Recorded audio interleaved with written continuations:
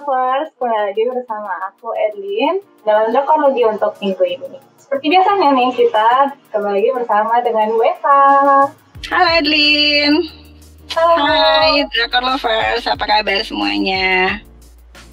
Masih di dalam rumah nih ya Bu, kita? Iya, masih di rumah. Gimana Edlin?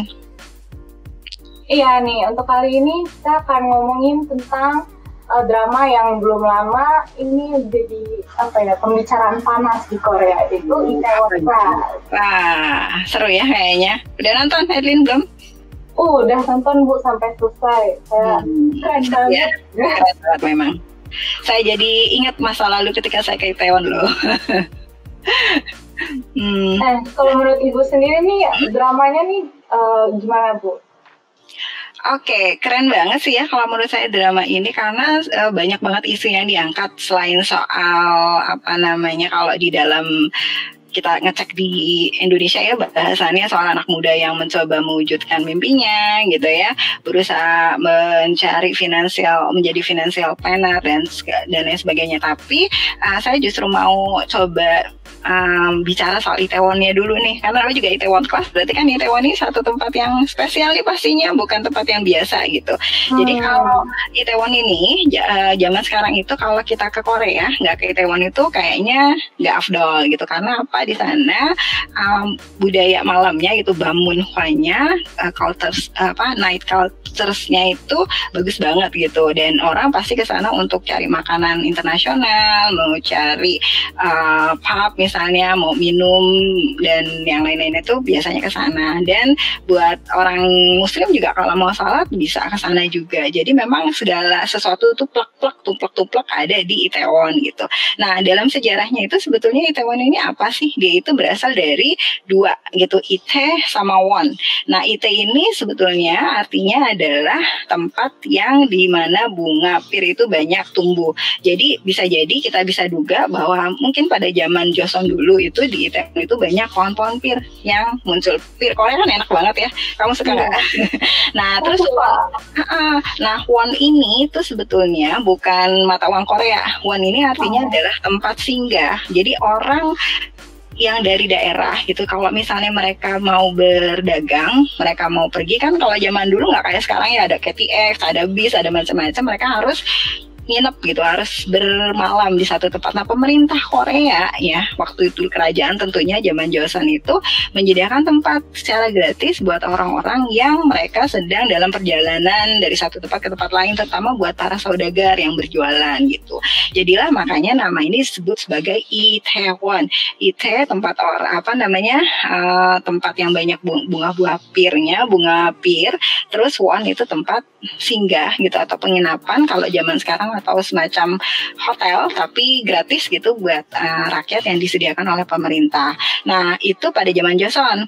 Nah, tapi ada juga yang bilang bahwa ini asal dari Itaewon itu dari Ita sama In.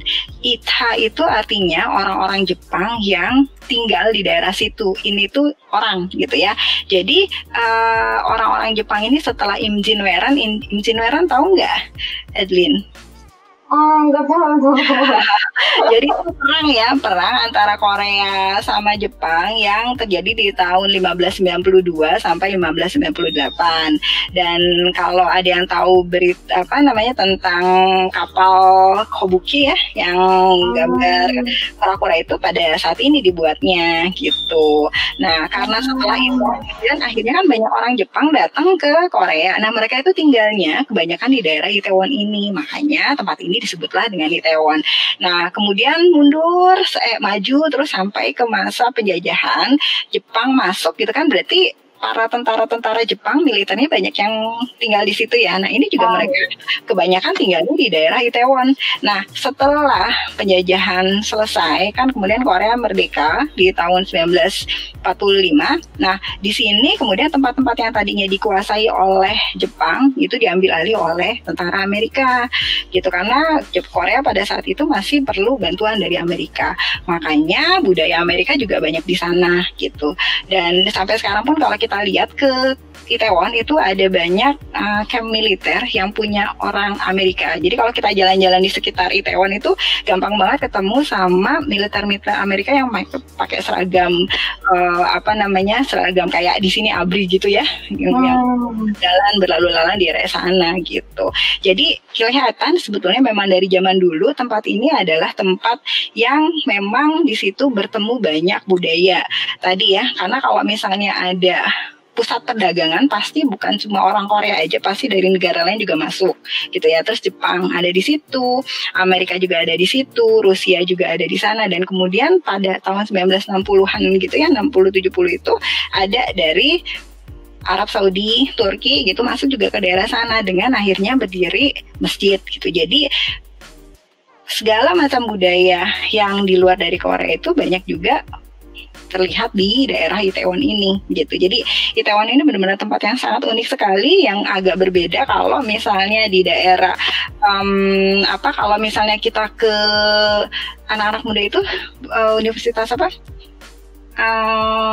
daerah Sodemun sana gitu ya, daerah-daerah dekat ide gitu ya, terus daerah Yonsede gitu, sama di situ kan sebetulnya buat anak-anak muda. Nah kalau misalnya di Itaewon ini budaya Koreanya nggak terlalu kelihatan, justru malah budaya-budaya asing yang banyak kelihatan banget gitu.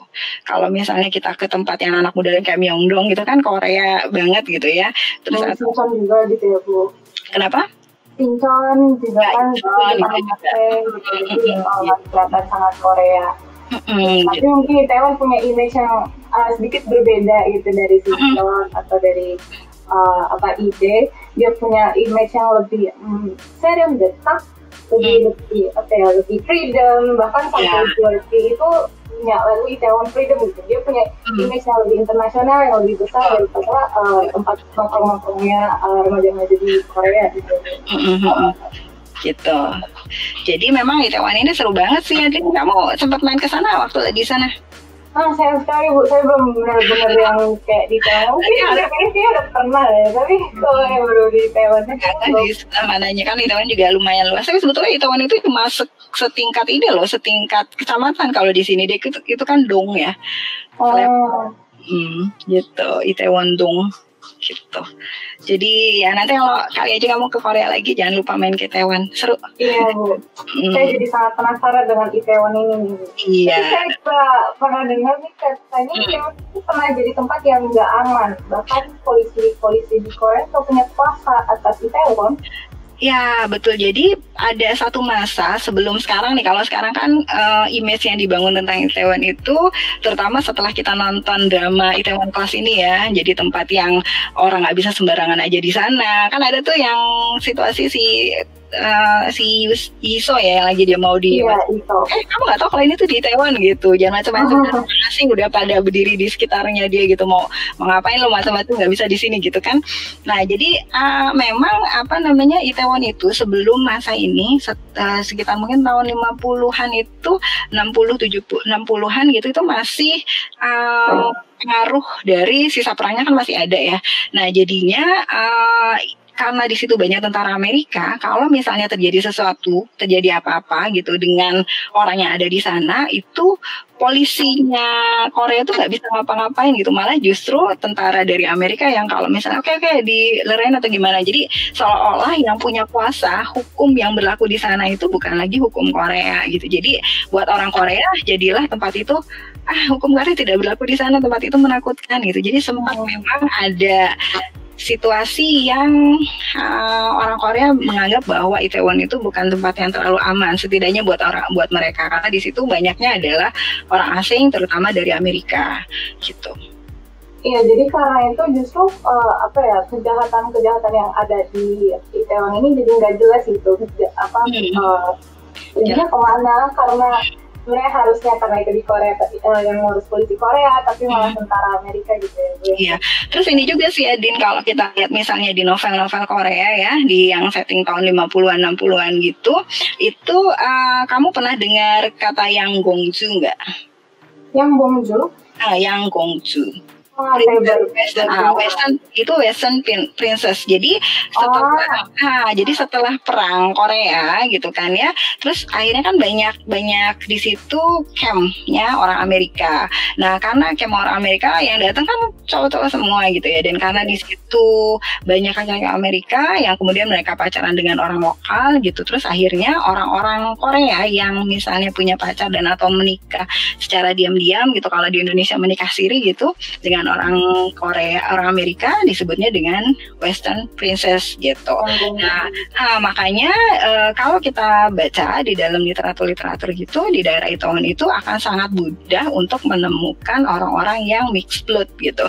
Orang-orang kalau di sini campuran gitu, keturunan dari orang asing, baik itu yang Amerikanya putih atau Amerika yang kulit hitam. Terutama di yang Amerika kulit hitam banyak banget. Karena tentara kulit hitam itu banyak sekali yang dipakai di Korea untuk bantu perang pada saat dulu gitu. Nah ya Bu, tapi mungkin Itaewon bukan cuman multikultural, tapi dia juga jadi tempat yang sangat bebas, karena di sana juga ada transgender club, atau mungkin tempat-tempat yang justru orang-orang minoritas tuh merasa aman di sana.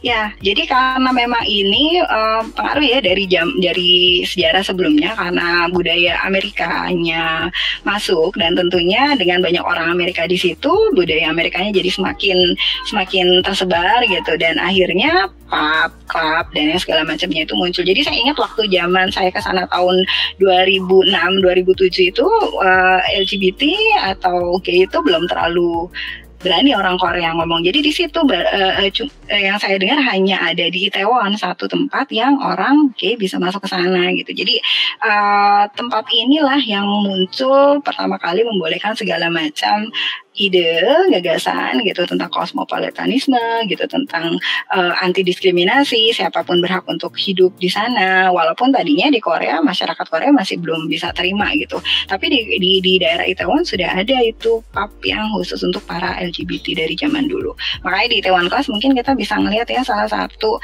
tokohnya gitu, dia adalah transgender gitu. Jadi ini sebetulnya kalau saya sendiri, kita nggak lepas dari pendapat saya setuju atau tidak setuju dengan hal tersebut. Kita cuma mau bilang bahwa di dalam film tersebut itu mencoba untuk ngajak gitu. Oke, ini sebetulnya ada loh orang-orang yang memang punya preferensi seperti itu gitu, dan di Korea tuh ada gitu. Jadi tolong jangan didiskriminasi, kita coba terima, kita coba pahami maunya dia apa. Dan ini yang saya rasa satu pembelajaran yang coba diangkat, yang coba disampaikan oleh penulis dari drama Itaewon Class. Makanya namanya juga Itaewon Class. Class itu kan artinya tempat belajar. Jadi kita di situ belajar tentang anti diskriminasi gitu, anti terhadap perempuan pun bisa untuk maju gitu, perempuan tuh bisa juga untuk berusaha gitu. Dan sebetulnya kalau di dalam grup yang isu itu kan otaknya bukan si tokoh utama yang cowoknya kan, bukan Park Serowi kan gitu, yang pintarnya justru yang perempuannya. Jadi itu yang saya rasa nilai-nilai atau unsur-unsur yang kayaknya penting juga dari sekedar cuma anak muda yang mau coba untuk mewujudkan mimpinya gitu.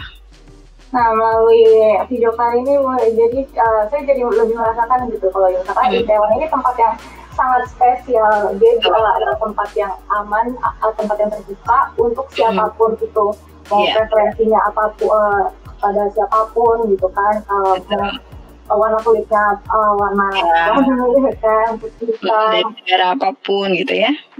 Di Itaewon tuh jadi tempat yang sangat terbuka dan aman untuk mereka yang mungkin merasa kurang aman justru di luar dari Itaewon. Betul. Mungkin ada lagi yang ingin disampaikan?